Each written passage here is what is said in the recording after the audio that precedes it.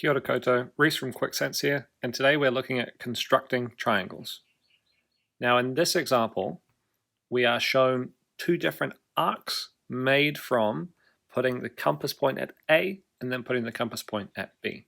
And it's asking us which arc, and the arcs here are these dotted lines here, right? They represent a smaller part of a much larger, or two much larger circles. Now these could be the same length, they could be different lengths. We're trying to find out which has the lesser radius. And one way to do this is to actually construct a triangle. So let's do this now. So I take one of the sides from A and I take it up to the point where our arcs intersect, and then I do the same from B. And now what I'm going to do is drop an imaginary line so that it is perpendicular with the line AB. So what I'm asking here, or what I would expect to see here if both arcs were the same, is that this distance between A, let's call this C, between A and C is the same as C and B. We can see that that is not true, right? AC is smaller or lesser than BC. Therefore, which arc has the lesser radius? Well, it's the arc made from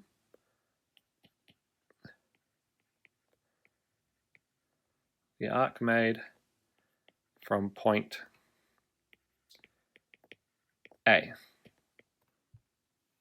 Right? It's this arc here that has the lesser radius.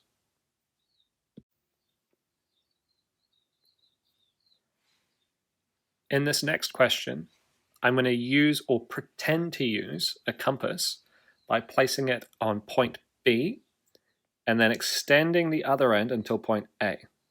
With this in mind, I move it up until I hit the radius of the circle. Now the reason I'm doing that is because I know that AB is 8 centimeters long. So this here is 8 centimeters. And currently, the blue line that I have extended is also 8 centimeters long.